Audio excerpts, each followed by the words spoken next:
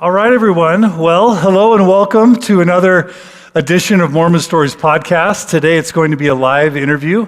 It's January 30th, 2018. We're so excited to be at the South Mountain Community Church in Draper, Utah, one of 5 South Mountain churches that I'm aware of. Lehi, South Jordan, West Jordan, St. George, and Draper. Did I get them all? We also have an international campus. In Colombia. They share, that's a partner church. Okay. In Bucaramanga, Colombia. But we have, they're primarily Spanish-speaking community, and they share this facility with us. Excellent. We're so thrilled to have you with us. We want to thank everyone who's made this possible. Let me just set up the interview, if that's okay. Mormon Stories and the Open Stories Foundation, our mission is to provide support for people experiencing or impacted by a religious transition or a faith crisis. And, we love to study the church, explore the church, to celebrate and sometimes even criticize the church, its doctrine, its culture, its history. But what we also like to do is to provide support for Mormons who are transitioning either within Mormonism or outside. And something that we feel is really important is to allow people to explore what a life after Mormonism might mean. We know that many thousands and thousands of people, tens of thousands of people are leaving the LDS Church each year. While we provide support for people who stay in the church, we also want to celebrate and provide support for people who leave. And over half of those that we've surveyed who leave the LDS Church end up identifying as atheist or agnostic. But there are a good chunk of those who look for a spiritual home elsewhere. Recently, we conducted a few interviews with a few families who have joined the Denver Snuffer movement as an example of a way to continue following Christ and their spiritual promptings through a different religious tradition.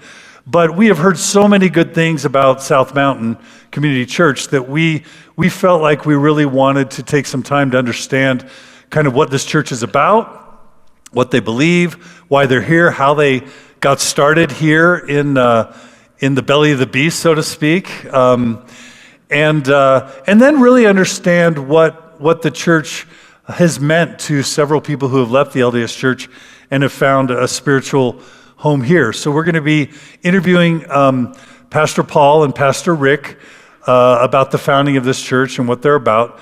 Then we're going to bring on some former LDS church members to talk about their journeys out of Mormonism and into Christianity. And along the way, I'm going to play the role of an investigator, and I'm going to ask questions of Paul and Rick and those on the stage, as if I were a sincere inquirer about their beliefs, about what they teach, about how they behave, and about religion and Christianity in general. And just to be really clear, all in the spirit of exploring and celebrating the good work that they're doing here and the way that they're trying to make a positive difference. So it won't be debates, it won't be contention, but it will be sincere, honest dialogue, stories, and questions, because this is important stuff. I will say that I had the great fortune of attending a service at 11 o'clock a.m. on Sunday where Pastor Rick spoke. And I just have to say that it was delightful. The energy was really, really buzzing. This whole chapel, I don't know what you call it, meeting hall, was filled to capacity. Both services, the music was outstanding, and the number of volunteers and people participating and supporting was really energizing. And I was inspired. I had no idea the level of energy and commitment and support. So I'm just really honored to be here, and really grateful that you host all of us to learn more about what you do. John, thanks. I appreciate you saying such kind things about what you experienced on Sunday. That's fantastic. All right, well, let's start with Pastor Paul. Pastor Paul, tell us just a tiny bit about yourself. Did you grow up Christian, and where did you grow up, and how did you get into the ministry? Well, I grew up quasi-Christian. My parents certainly were Christians, but they chose a very poor church to raise my brothers and sisters and myself in. It's a church that would be termed a liberal Protestant church that didn't really think that the Bible was true or miracles were possible, and so that made Easter really interesting when you don't really believe in the bodily resurrection of Jesus Christ. It was just springtime, and so I grew up in that kind of atmosphere, but actually found Christ in a real way through the scriptures, through the Bible, and through a group of people in high school.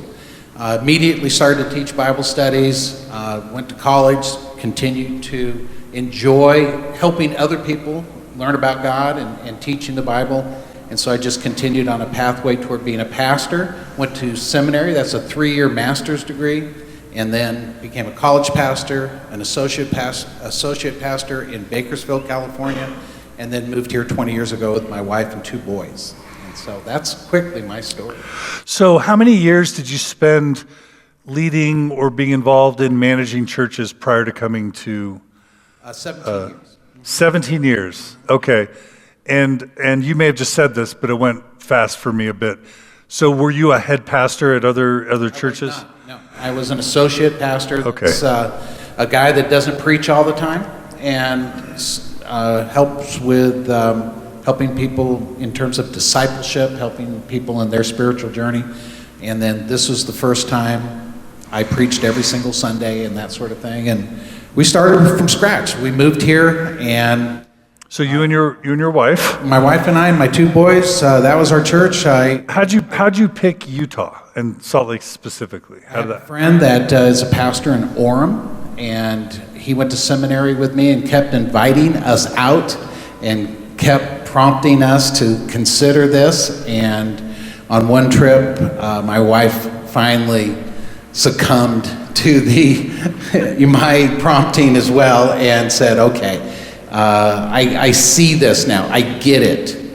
This is a land that has very little opportunity for people to even see what a good church is like, in terms of Protestant Christianity, evangelical Christianity. So we were the first church to really be established in Draper, Utah. It was 20,000 people at the time, and we had scraped together about 14 adults, and we opened our church, and there was 50 people, and from that 50 people, you see what you have today.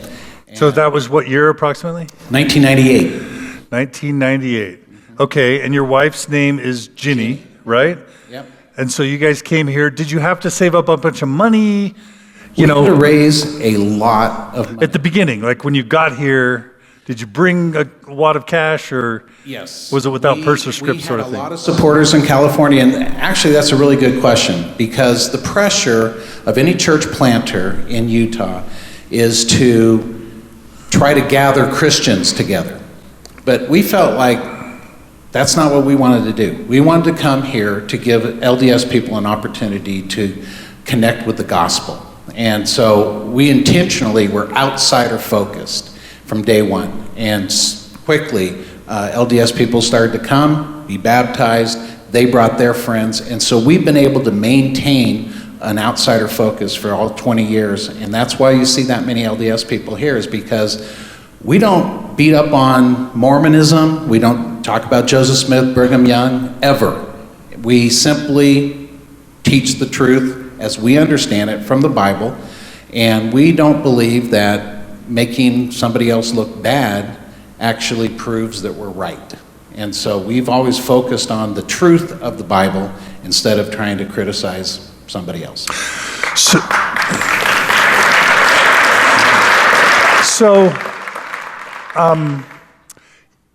So break down your view of Christianity. You talked about Protestants a little bit, Yeah. and your view of. I know that some of these terms aren't familiar, but if you... No. Roman Catholicism and then Protestants.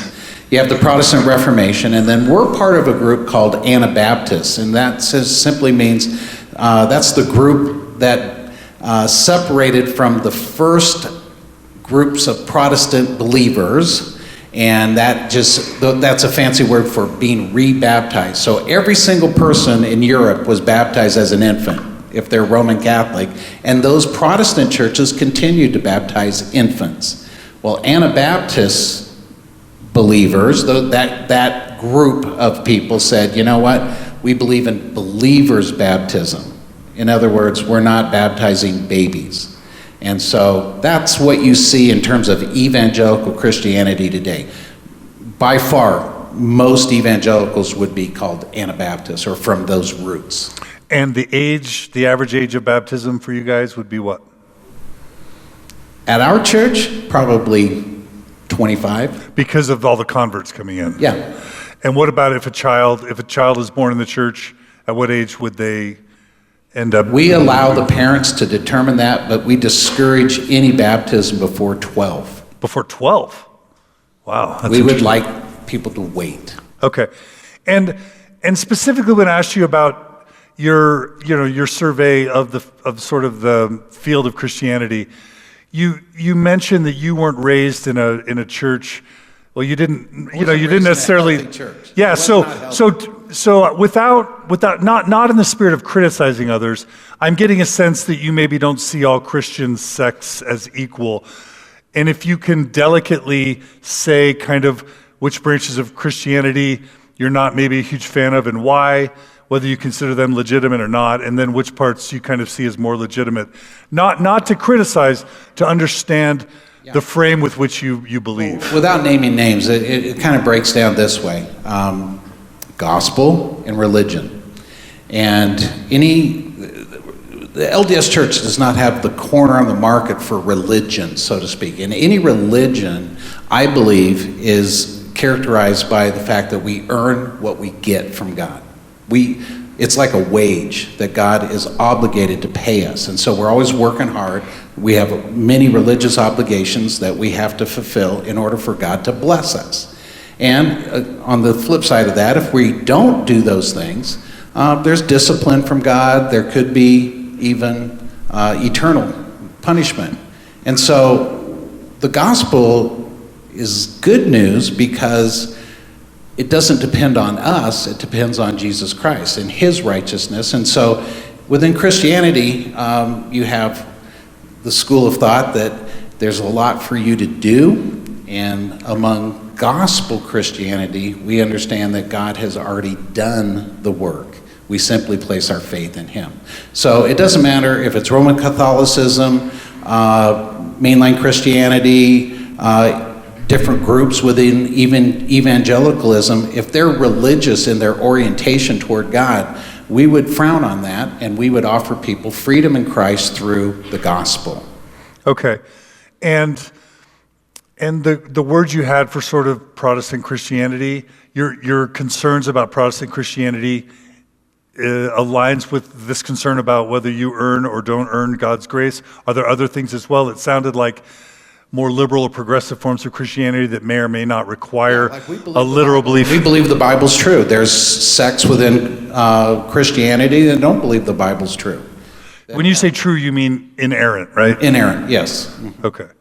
And so for you guys, the Bible's inerrant. Yes. There's a literal resurrection of Christ. Yes. And saved by grace, not by works. Exactly. Works are irrelevant other than the work of actually... Our works glorify God, and they help other people. Okay. It's a way to love other people is by serve one another, forgive one another, accept one another, show kindness to one another. These are the works that we do. And the one work I guess you do need to perform is to accept Christ into your heart, I'm guessing. I wouldn't consider that a work. Some people do, and I'm not going to quibble with that, but that's the one thing that we must do is replace what happened in the garden, which was rebellion, and that's basically Adam and Eve saying, God, I don't trust you. I'm actually trusting this tempter. And now we reverse that. We actually overcome that by saying, now I do trust you, God. So what was once rebellion is replaced by trust. Okay. And is baptism by water, but is it immersion? Do you guys do immersion? Yep. Mm-hmm. And is baptism by immersion required to enter heaven in No. your... It's not. It's just a sign of loyalty, and it's a sign of what has already happened in a person's heart. Okay. But it's an outward testimony, and one of the things we do here is we record people's stories, and we allow them to tell their story, and it's really encouraging to the church family, and it's also instructive to people that are thinking about taking that step. So it's a really important deal for us. Beautiful. Okay, so let's go back to 1998. You and your lovely wife, Ginny, come to Salt Lake City, and you meet with 50 people in your first church service. Is that right? Right. Where'd you meet? We met on 9th East in an little office building, 2,000 square feet. 9th East and what south? That's right. If you lose your brakes going through the Zions Bank parking drive-through, you'd run right into it. Here in Draper. 23rd and 9th. Okay, that's where you started? Yep.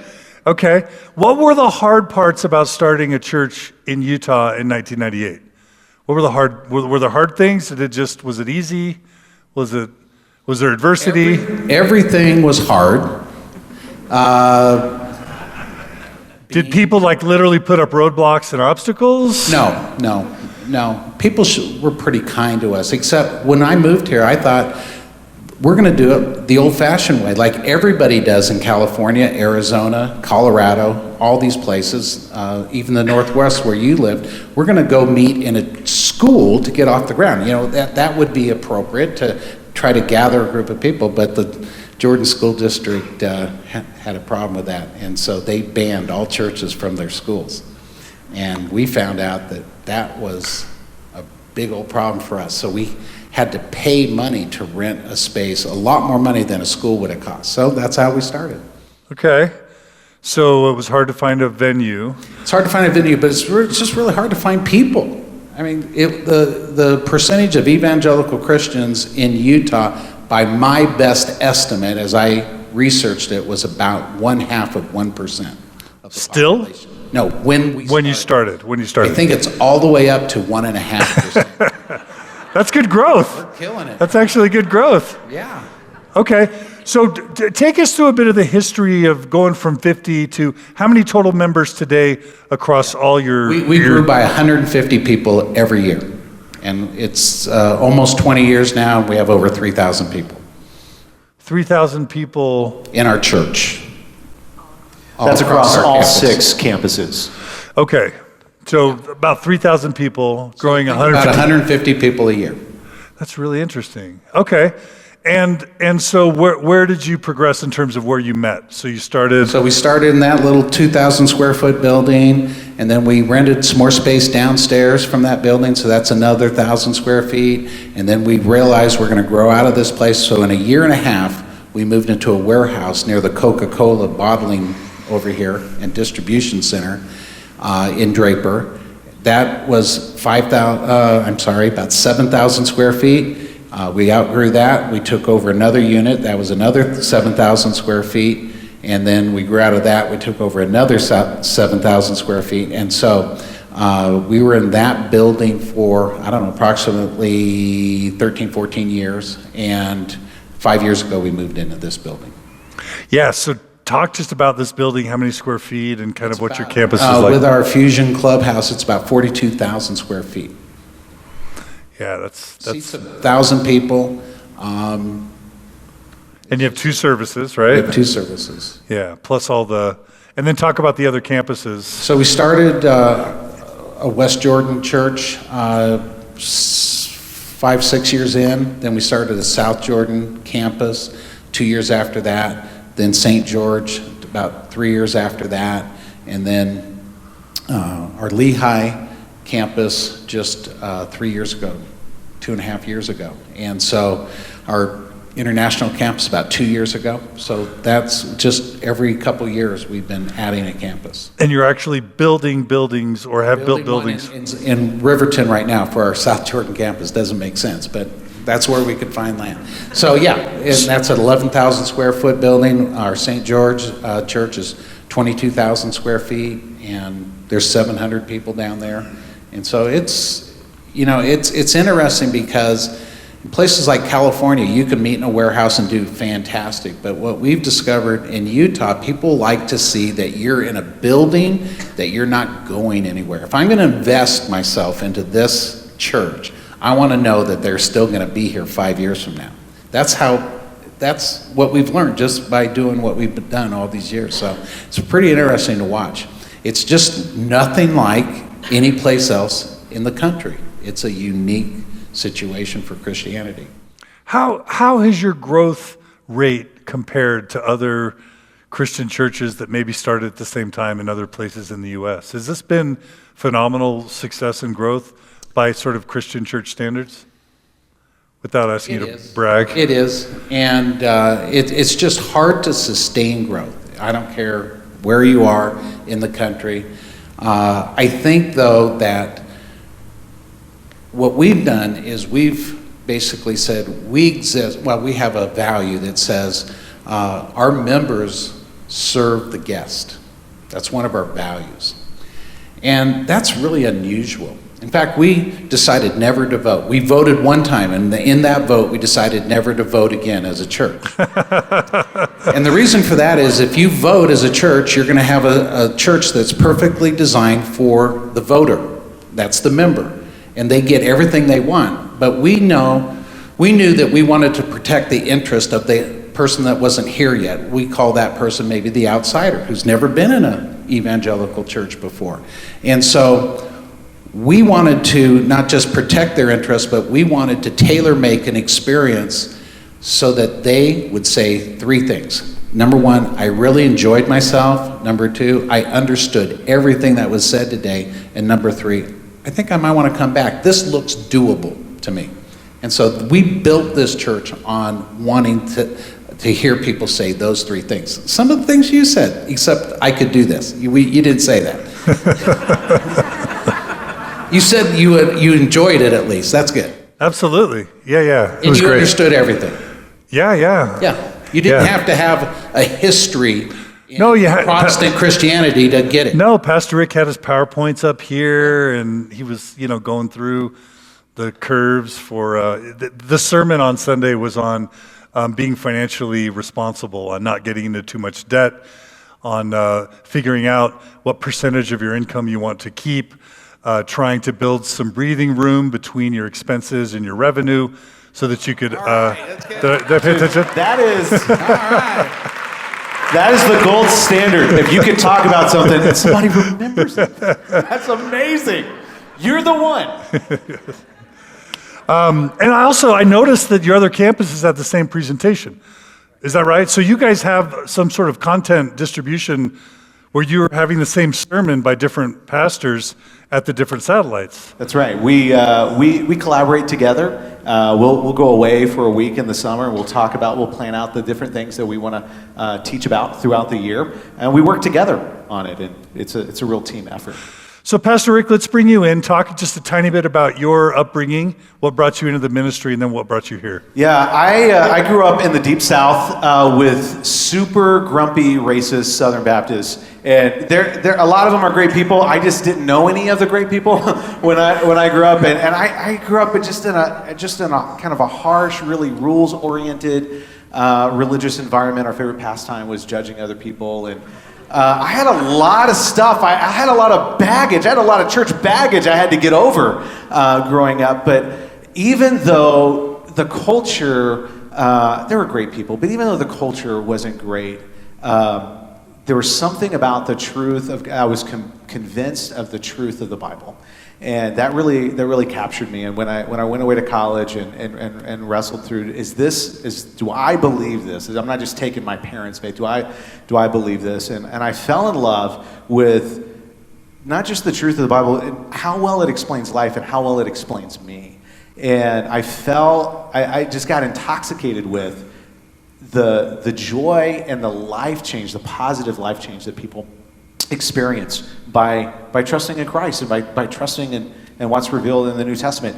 And so I wanted to be a part of that, and so I just kind of dove in head first. This is what I'm going to do with the rest of my life. Probably the first 12 to 15 years of my life, I was a youth pastor, and if you're not familiar with what that is, I spent a lot of time with middle school and high school students and sometimes college students, and probably ate 10,000 pieces of pizza and did a lot of lock-ins and games. And in my early 30s, I just decided I cannot eat another slice of pizza. I'm done. And I want to hang out with adults. So in my search, someone asked me, would you ever consider going to Salt Lake City? And Paul and I started talking on the phone. My wife and I visited here a little over 5 years ago, fell in love with the state, and fell in love with this church. And you've been preaching here for 5 years? Yes. Is that right? That's okay. right. And you're the lead pastor here of this campus. I'm the Draper campus. I'm the campus pastor for this particular location. Okay. Really quick, in what ways would you say that the experience at South Mountain is similar to other evangelical Christian churches? And then in what ways are you different? And either one of you can take your stabs at that. Okay. You know what? I think that if you went to a lot of other churches, that you would find, hey, they sing some of the same songs. It's got the rock kind of a rock gospel. You're trying to sing meaningful songs and music that people like. You know, not music that people liked 200 years ago. But really, but that would just kind of be icing on the cake. I mean, some of the big things that I just have to say, the band was really outstanding. I really enjoyed the music. They had all the words up on the Jumbotron. The people were singing. Yeah. It really brought a nice, fun spirit. And I've never actually really been to a church where kind of rock, pop music was played. And I know you didn't have your normal singer there, but is it your son who is the main performer, Paul? Okay, but it was still really high quality. The drum is encased in plexiglass. That's how important the musical quality is here. Yeah. Just very professional, well done. We want it to be a great experience for when people come. But here's what you're going to find. If you go to, you're going to find tons of churches all over America, around the world.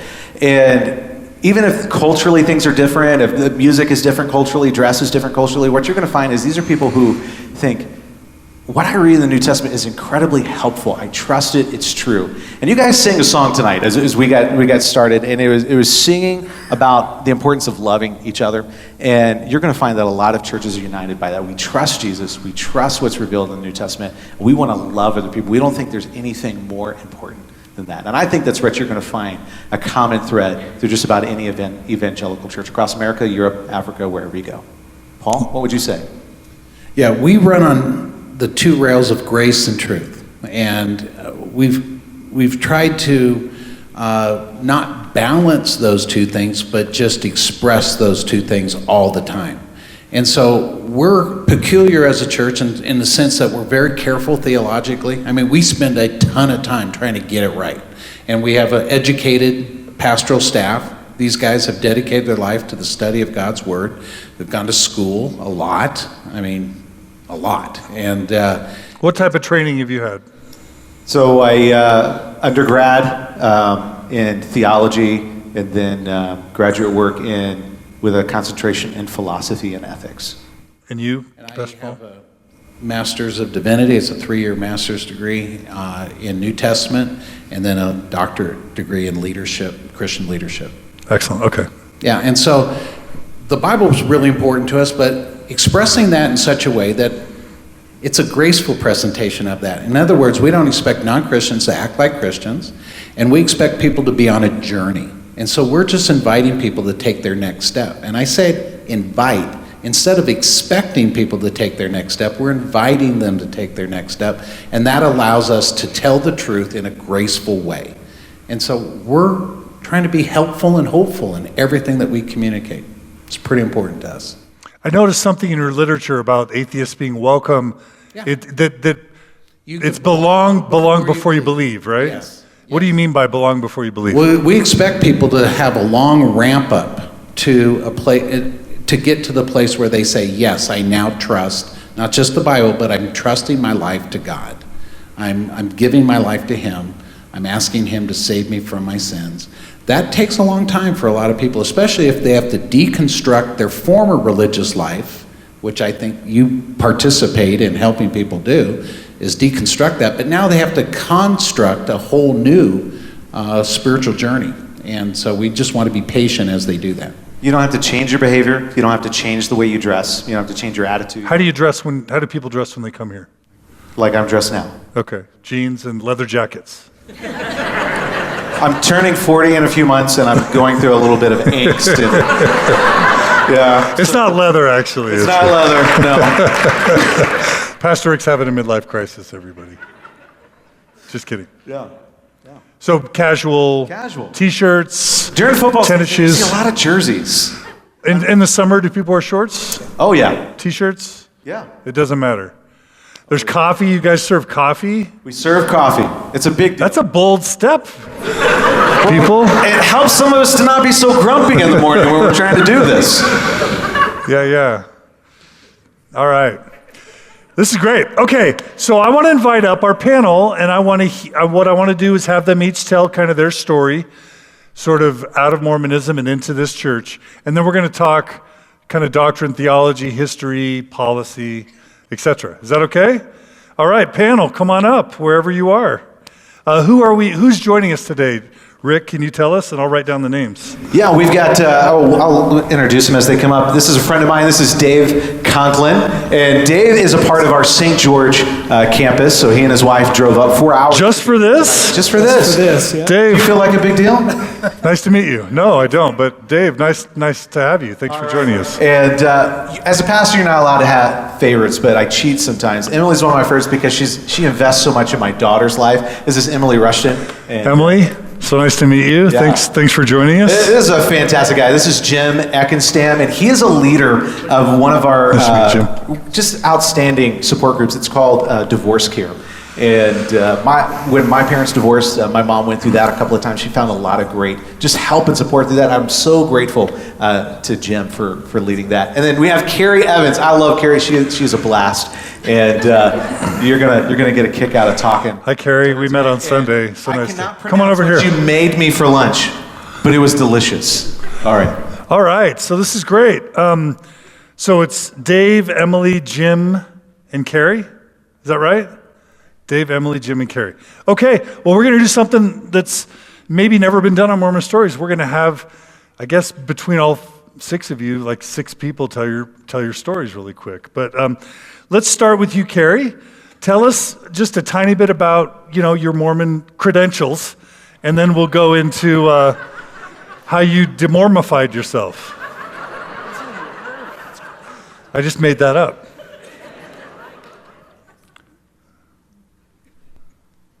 Okay, my credentials, I don't come from the regular Mormon background. I raised myself a Mormon. I had parents my mom was a Jack Mormon. Sorry, Mom.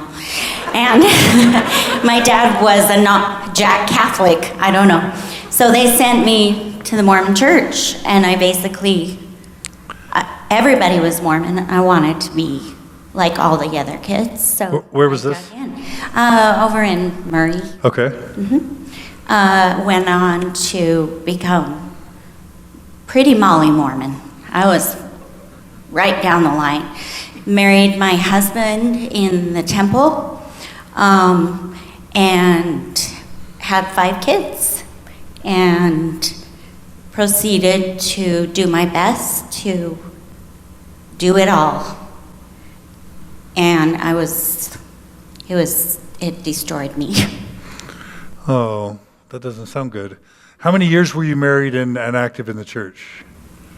Well, we've been married how many years? Like 34 years, and How many of those were you active in the church? I was active in the church 32 years. So you've been out a couple years. 2 years. When you say the church almost destroyed you, can you tell us a little bit about that? Well, I wouldn't say it was the church. It was trying to keep up with the church. The church expectations. I'm very hard on myself. I'm type A all the way. Never was enough, ever. I suffered from depression for about 28 years. And I also began at a very young age to question because of my family dynamics. I never believed there could be one way, only one way. I didn't understand why my family couldn't be together forever because they were great people. So it was my journey went over a period of a long, long time. And about the last 10 years of my life in Mormonism, I just began to, I don't believe that, but that's okay. It's good people, you've heard it 1,000 times or more. So I did that, and then I came to a point in my life where my children were grown up, and I decided that, well, I had a couple of breaking points. And when I finally had the last... Can you share a little bit about those? Sure. My breaking points in Mormonism were the second anointing. What about it? Learning about it? I learned about it and threw like the biggest tantrum of my life. Where in the world would you learn about the second anointing? At a retreat for women, a pilgrimage for cool. Women like me. Okay, so it's not my fault. It probably was, yeah. But that to me was, it still makes me like crazy. It's like being God to tell someone that they've reached their potential and they're going to the celestial kingdom. And the secrecy of it, I threw a big tantrum over that. And then the November policy. That was hard for our family. We have a lot of people we love who are, affected by that. So that's when I finally decided, yeah, this is going to be hard, but I would rather my children know that I have integrity and followed my heart. I could feel God tugging on my heart. He was wooing me for many years. I could just never explain to people that were important to me the hard questions they asked me. I just didn't have answers. And it was disturbing for me. So, anything else? So you left the church 2 years ago. I did. All right, we'll come back to what the church here has meant to you. Is that okay? Absolutely. All right, let's go to Jim. Hi. Welcome, Jim. Thanks. It's good to have you. Welcome to you. Thank you. It's good to be here. Tell us your story. Tell us your Mormon story. My Mormon story. I was born into a very 8 boys Mormon family, very much Mormon family. My parents were married in the temple. They divorced when I was about 12, which started my training for divorce care, by the way. And anyway, I kind of struggled a little bit with going to church and stuff as I got a little older and got a little bit rebellious. But about halfway through my teen years, I rededicated my life to Mormonism. Really got very involved with it. Was ordained an elder at age 18 without a mission call. Was put into the Elders Quorum presidency as the secretary there. And I was preparing to go on a mission right out of high school. I was going to what they call the mission preparation classes for Sunday school. And I began to I just couldn't wrap my brain around some of the beliefs, some of the theology, and I mean, just a couple of the simple ones. I just couldn't come to terms with the idea that a physical man could ever become powerful enough to create a universe. To me, still is amazing thought. But the biggest question, the question that really kind of drove the nail into the coffin, so to speak, was I basically said, I could look at the Bible and I could see that it had all changed. The way the Mormon church was functioning was not what you find in the Bible, and I could see that plainly. And so I went to a youth leader and I basically said, why, God's supposed to be the same yesterday, today, and forever. Why did everything change? And his response to me was, he said, I have the same doubts. I have the same questions. I just rely on my testimony. And that was it. I mean, I was done. I thought, you're placing your belief, your testimony into something that you look at and it doesn't make sense. I couldn't deal with that. So I just left the church. Spent 20 years doing nothing, basically following self-help, maybe what you would call New Age thinking. You know, there's an energy out there, and I can tap into it, so to speak. And that's where I was found by some friends who brought me here when I was nearly 40. How many years ago? 17, been a believer for 17 years. And part of South Mountain for 17 years? Yep. Oh, wow. Okay, that's cool. So you'll be able to talk to a bit about the history as you've experienced it. Okay. Paul might be better at that than me. Oh, sure. Yeah, Paul's doing a good job. Hey, Paul. All right, Emily, why don't you go next? Right. I was raised LDS, off and on between my parents, until my dad was, well, until I was 7, my dad decided he wanted to be a rock star and travel around the world. So my mom took over watching us, but it was really hard for her being a divorced woman in the Mormon church. They didn't want her to go to the family church, so they asked her to go to single ward. Well, me and my brothers would go to church with my grandparents, so every Sunday was really awkward. My mom would drop us off with my grandparents, and we would go to church with them because they were a family, and she wasn't yet, and they wanted her to find someone who she could remarry so she could be a family again. So that made our family dynamic more awkward than it already was. She then remarried someone who wasn't LDS, and she wanted us to continue to go to church, so every weekend we would go and spend time with my grandparents so we could continue going to church.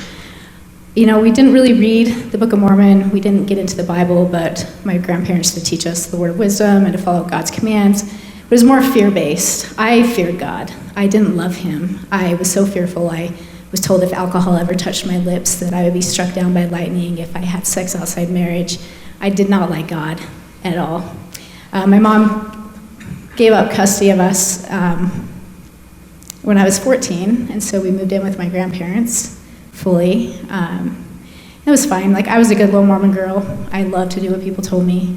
I would go to church all the time. I would go to Young Women's until I was 15 years old, and they started talking about how important it was to date the right man who was a Mormon and who could hold the priesthood so that I could one day make it into the celestial kingdom.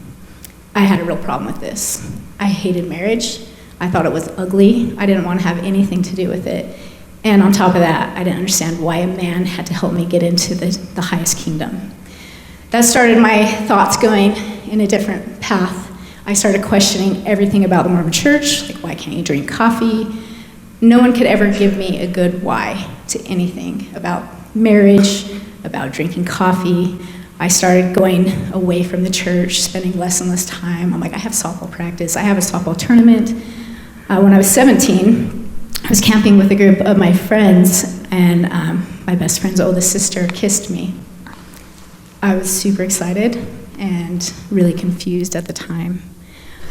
I also was really nervous about what my grandparents' response was going to be. I didn't say anything to them. We continued this love affair, this fleeing at nights. She was actually engaged to a man at the time, which I didn't know. I was a young 17-year-old. It was my first experience with sex, was with someone who was older, taught me things. I didn't tell my grandparents. I didn't have anyone to talk to. I continued to get lost more and more. As soon as I was 18, I moved out. My grandparents never caught me leaving. I was a good student. I was still playing softball. I had a full ride scholarship, so I left as soon as I could. I didn't want to have anything to do with religion. I ran from it. I didn't want to know who God was. My grandpa found out a few years later that I was dating women, and he didn't want to have a relationship with me. And that broke me. He was my best friend. He was my rock. He was my everything. And I was okay with it. I just walked away. I didn't have any conversations with him. So I will say, though, 5 years later, my grandparents, it was amazing. They decided that they want a relationship more with me than they cared about what the church had to say. And it's amazing seeing where they are now, that they learned to love me unconditionally because they cared more about that. But off and on, I had a longing to know who God was, but I never did anything about that. That was when, so 18, I left Mormonism and didn't look back. And at what point did you become Christian? It'll be 8 years this April. 8 years ago. And was that through South Mountain? It was South Mountain. Yes. Okay. Did you ever identify as lesbian during that time? Or? I did. I was actually for 19 years. That was my identity. I was lesbian. I was all about women's rights. Feminists? Huh? Yeah. And has that changed? Yes, it has changed. How do you identify now? I identify as a daughter of God. I am Christian. All right. So nice to meet you. We'll talk more in a second. Okay. Let's have. It's Dave, right? Dave. That's it, yep. I just want to start out by saying 5 years ago, if someone had told me that I would be sitting in a Christian church being interviewed by the Mormon Stories guy, I don't know what I would have done. I probably would have tried to cast out some. I mean, I don't know. I'm not quite sure, but I have a very, my family growing up, we were as diligent as you could possibly be. I mean, we really were. We went every Sunday. We didn't miss. I remember going camping and my dad getting permission to be able to do a sacrament, administer the sacrament while we were camping. We really observed the commandments. We were, I'm the second oldest of 6 children, and we were just completely diligent. And in fact, I remember when I started reading the Bible, I read in I think it's Philippians 2, I'm not quite sure, where Paul's basically given his resume, and it really hit me. It was like, he's saying, he's just saying, I've done all these things, and kind of talking about, and I just put myself in his shoes, and I said, that really is me. I mean, I was the, the deacons quorum president, I was the teachers quorum president, I was the first assistant, I went on a mission, I attended, I wasn't a Boy Scout, so I guess I wasn't that diligent, but I went to seminary, married in the temple, went on a mission, married in the temple, raising my family up, serving as elders quorum president, and lots of other, teaching the youth, and we were in it. We were totally in it, and my family still is today. My parents, both sides. My wife was the same way. Both of us were raised that way. And both of our families on both sides are still completely, totally faithful, good, faithful LDS members. And so, for me, I remember I kind of got into this place where I just was kind of feeling, it's kind of a little bit dead, we have 8 children, which sacrament meeting with 8 children is, sacrament meeting with 2 children is bad, but 8. It was tough, And I remember sitting there just thinking, what am I getting out of this? I really was. And looking back now, I can see I was starved. I really was starved for God. I was starved for Jesus and for understanding God's love. I was brought up, I think, with a lot of pressures on me to perform. And I don't think that my parents put it on me. I think my understanding of my relationship with God was, I kind of put it on myself. I always felt like I was trying to earn his love and could never quite do it. Sinful heart, lustful heart, and I would always get to the point, I really did envision God up there looking down at me when I was just about to sin, saying, don't do it, David, don't do it, don't do it. And I'd do it, and I could just, I would envision God going, and turning his back on me, and just, ignoring me for a period of time. Until I finally got back in his graces where he'd start hearing my prayers and he'd start slowly turning back to me. This is how I kind of understood God. And I always thought Jesus was loving, but I felt like God was just like the Father that you could not please. And it really weighed on me. There were things that I think there were pressures on me as well. My patriarchal blessing said some things that I I think pretty unequivocally suggested high leadership, and I always felt like that was always hanging over me, like I could never quite, live up to that. So as part of my career, I met this man and this woman who are still really good friends of mine today that just really loved Jesus. They were just all about Jesus, about loving other people, and really the gospel of Jesus Christ was at their core. And I had that moment when I was meeting with them where I really just had this cognitive dissonance where I just thought, here I am, this piece of work, yet I'm going to get all the way up to the celestial kingdom because I've gone through these steps, and these people who clearly love God and have given their whole life to Him, I'm going to be visiting them on the weekends in a lower kingdom or something. I mean, I couldn't understand it. It didn't make sense to me.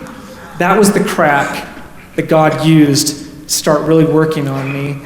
And after that, I read the New Testament. I had seen some testimonies of Christians in various videos, and finally read the New Testament and asked God. I really wanted the blinders off. When I read a scripture, I didn't want to think, well, what did Bruce R. McConkie say about that? Or how, I didn't want any context to it other than God's context and what He wanted. And it exploded my world. It really did. It just blew it up. And, but it actually emboldened me in Mormonism. I thought, once I understood grace, it's incredible. I felt free. I'd like, every Mormon needs this. And this is the restored gospel of Jesus Christ. It's got to be in here. And I was on a mission to find it. And that's what I did. And I studied. And then I started seeing some contradictions. And then I said, well, let's get the quotes out of here. I'm not going to listen to those. Those are all over the place. Let's look at the gospel. And then in finding contradictions there, then I had to get into the history. And then it just unraveled. And I really just felt like I was careening on this uncontrollably down this, incline that I was just trying to grab onto anything I could, and praise God. When I hit the bottom, the only thing that was there was Jesus Christ, and that was it. And that's it. And fortunately, my wife came along in her own journey. I completely recognize that's kind of an anomaly. To have both of us and our children and everything. It's just, I'm continually amazed when I look back and look at how it's been written. I just don't see how that's possible, but I'm really grateful it is. So did you say it was 5 years ago you left Mormonism? 5 years ago, well, a little bit less than 5, about 4 years ago is when the process started. Okay. And then about 2 years ago, almost exactly 2 years ago, is when we went to our last LDS meeting. That's not totally true. I went back a year later and I gave my testimony to my ward. Your untestimony. Well, it was a testimony actually, but it was an amazing experience. I went back and I told them how much, I love the Savior. I love Jesus Christ. I told them that He was enough. He's enough, and I told them that I love them. And anyways, it was a beautiful experience. But prior to that, we had been going on and on, and that's when we started coming to SMCC, and then it was February of 2 years ago that we started coming to SMC regularly. Is your wife in the audience? She is. Hi. Right there. What's your name? Sarah. Sarah. All right. Outstanding. All right. Well, what 4 touching stories. Absolutely. Yeah. Thank you for sharing. So I mentioned earlier that over half of those I've surveyed who leave Mormonism become atheist or agnostic. I'm curious, for those of you who left Mormonism, how many of you at least at one point or another identified maybe as atheist or agnostic? Raise your hand. Okay, now put your hands down if you no longer identify as atheist or agnostic. So if you still identify as atheist or agnostic, raise your hand. Okay, thanks for being honest. How about of you 4, how many of you at one point or another did identify as either atheist or agnostic? Any of you?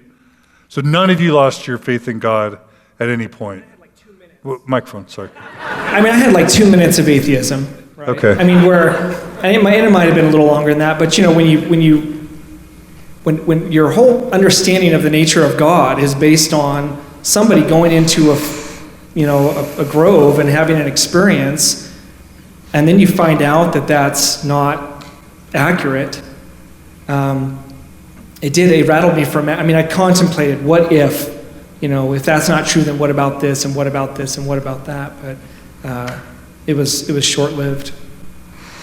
Okay. Did you want to add something? I was just going to say, I don't think that I ever identified as atheist, but I for sure lost any knowledge of who God was or what he was or whether he was just a force out there or, so. For how long? Most of my adult life, yeah. Yeah. Probably about 10, 15 years of, or maybe even pretty close to all the 20 years that I was away from Mormonism, but. Yeah, and that's kind of my question for anyone. And if Pastor Rick, I know you've counseled with a lot of people. What is it about Mormonism that creates so many atheists and agnostics once they leave? Anyone have a theory or experience in that? You said once you've given a certain point of view, it's hard to reconstruct a new one. What would you say? I think it has a lot to do with just being angry. You just feel like you've been duped. A lot of people that I've talked to, just like, I was raised in a lie, basically, is what I've heard people say. I don't, because I didn't go that route necessarily, I can't speak for them, but that's what I hear people say. Okay. Did you want to add something? Yeah, I really do believe, especially as I serve with the youth, I serve with the young men, 16, 17, getting ready to go on missions, and I found out that, a lot of those young men, when they decided they didn't want to go on a mission, and all the focus had been put there, and no focus really on Jesus. Once they decided they weren't going to go on a mission, they were kind of ashamed, or they felt embarrassed, or whatever it was, they had nothing to land on. And in talking with them, what I have seen in several instances is that that same thing. When you're understanding of God, the ontological God, from Joseph's experience, and once that goes out the door, what do you have left? And I do remember going through a period saying, well, what is he? Does he have eyes? Does he have, what is he? Where is he? And there was a minute where I didn't know who I was really praying to anymore, so. Pastor Rick, I was talking to someone just yesterday who, just totally random, they didn't even know I was coming here. They told me that a dear friend of theirs had just had a real struggle and things were starting to fall apart, and they just randomly called you, and that you took an hour of your own time to counsel with them, without any expectation about joining the church or anything like that. So I sense that you've probably counseled with a lot of struggling Mormons. Sure. Have you gotten a sense for what sort of does God and Jesus in for so many of them? Well, I think about it like a relationship. You're getting out, like imagine you get out of a bad relationship. It's not what you thought it was going to be. You thought this person was one thing, they end up being something else. And so now you're out, you're not ready to jump into another relationship. You're trying to figure out, who am I? What is it that I'm looking for? What do I really think? What do I really believe? It might be a weird thing to hear a pastor say, but I think it's kind of a healthy step. Because I believe this organization helped define what I think about God and what I think about reality. I don't trust them anymore. I don't know where I'm going to put my loyalty yet, so I just gotta find a neutral place and try and figure out what are the answers to some of the big questions that I have. And so it doesn't bother me. I think it's probably a healthy step. You're not defining what God is for me anymore. I got to figure it out. I don't know what it is, so I guess that makes me an atheist or agnostic. But I still have big questions, and I'm looking for the answers. Does that make sense? Do you think that's helpful? Sure. So you're saying it's a positive road to self-discovery. Yeah, no one tweet me saying, Pastor Rick says it's good to be an atheist. That's awesome. That's not what we're about here, but I totally understand. I was committed to this, I'm not committed to that. I don't know where I'm committed. I got to figure it out, and so right now, I'm neutral.